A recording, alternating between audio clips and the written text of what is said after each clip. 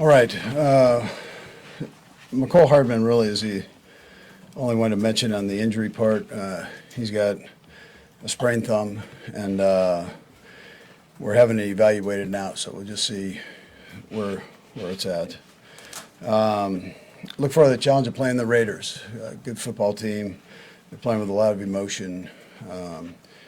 Antonio Pierce has brought that to the group, and then Bo and Patrick are doing a nice job coordinating on either side of the ball there. So we'll have a good week of practice, work on some of the things we need to work on, and get ourselves better, and then travel out there. Time's yours.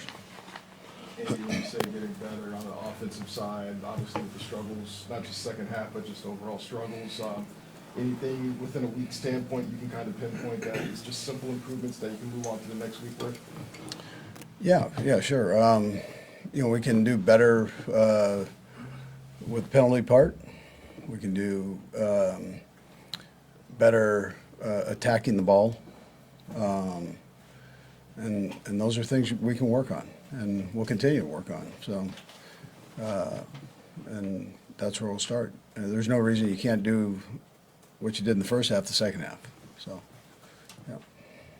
You guys mentioned that you're building Kadarius. You guys got 20 snaps for him. Is the plan to continue building on that, or is that the sweet spot of where you think you're? No, we'll see. I think I'm not going to put a number on it. It just depends, But he's involved in the game plan, and that's probably the most important thing. But to put a number on it, I'm not going to do that. Yeah. Coach, what jumped out as I apologize, we talked yesterday, but what jumped out when you looked at the tape? Yeah, probably not much different than what I mentioned to you guys after the game. There were some really good things, but this second half thing we've got to take care of and figure out and make sure that we fix that as coaches and players. So it's not just the guys. We've got to take care of that. I thought our defense played good football. We had the one long throw, but other than that, pretty spot on. And then offensively, we've got to take care of the drops and the penalties. And if you take care of that, which you can do, you're going to put yourself in good position. And there are other things we've got to work on, but those are the primary things that have hurt us. Andy, you mentioned the second half thing a couple times. I mean, do you see teams defending you differently in the second half than they do in the first half? Yeah, not really. No. All these things have been kind of self-inflicted. We've got to take care of that. So we just take care of our business there, and we'll be okay there.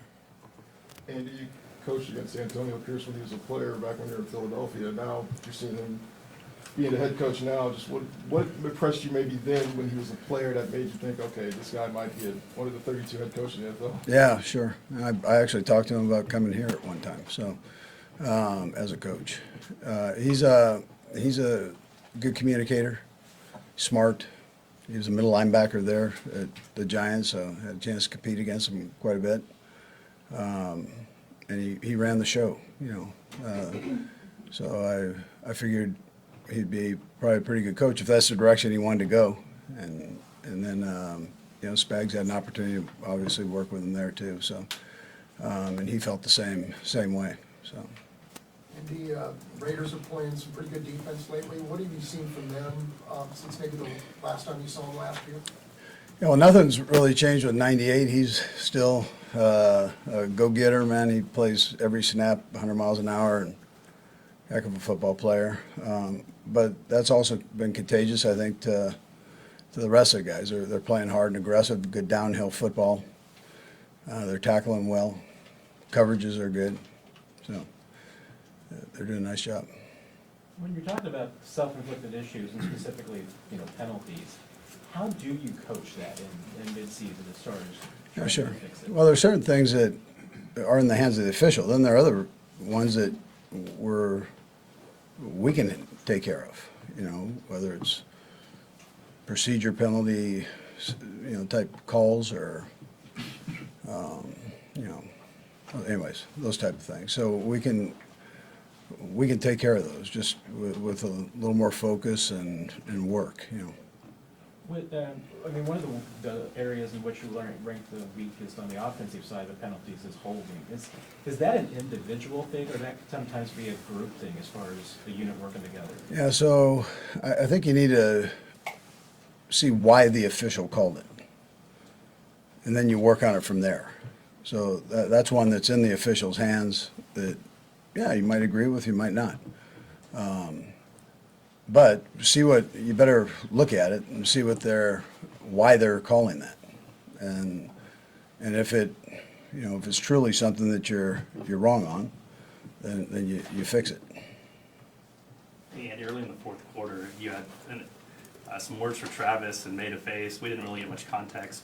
Can you just explain, were you trying to calm him down there, just the situation there? Yeah, probably. I don't remember exactly what went on there, but and I don't remember what face I made. But that's all part of it. Emotional game, so he wants to do well and wants everybody to do well. So that's part of it.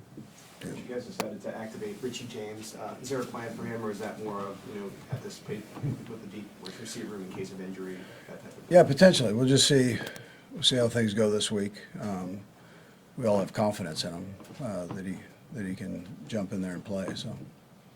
Couple more, guys. Andy, you chipped to help your tackles a lot this week. Was that just an Eagles thing, or is that something you see yourselves doing moving forward? Now, listen, we've done it all year. So we do a variety of different protections, and that's one of them. And we've done that since we've been here, though. I mean, that's part of the package. I think most people in the league do it. So. Coach, when Patrick and Max Crosby kind of had this conversation every once in a while, and he has said, yeah, I know, and coach has to pull me back, I'm getting out of. Is that something you watch out for, because he likes to get under Patrick's skin, and in addition to being a great pass rusher? Yeah, they probably both get under each other's skin, but that's part of the Raider Chiefs deal, so that's all healthy. Go ahead. Yeah, I was just noticing that your voice sounds a little different. It's usually really low today. It's like super. I just wanted to know, are you taking anything or? No, I'm good. I'm I'm good, just but I saying, it really appreciate sounds I different. appreciate you asking. Yeah, no, we're close to game time. Travis was quoted in an article that he thinks about retirement with the injuries and the kind of pounding that he's taking. Has he talked to you about that yet, or you kind of get a sense from him about that? No, I mean, I think he enjoys what he's doing. I'm sure, though, the mileage on him, he's got some aches and pains. We try to help him out with that. He doesn't like coming out, and so, we make him come out and practice and get him out of, pull him out of plays, and he wants to be in on everything. But the older he gets, he's got to handle that part. You get mileage on you. Time and a place. Last one, Sam. Andy, I asked Matt about this yesterday, but wanted to ask you something more specific about Justin Watson's deep ball, where he seems to run a little bit more of a post. Patrick seems to run more of a go route. Not trying to assess blame on that play, but get just a better understanding. Is that the case of a quarterback sees something and the wide receiver is running maybe the route as it's called? Yeah, so, he just felt like he needed to climb on top of the guy because the guy was more equal to him. He probably could have kept that high, though, higher, like he did last year, actually against these guys. So he had the deep one there where he kept it off of the side. You're always trying to create space, though, for the quarterback off of the sideline. But that was probably a little too much. Those things happen, but, he'd probably be a little bit more like the one he had last year, is what Pat was thinking, I'm sure.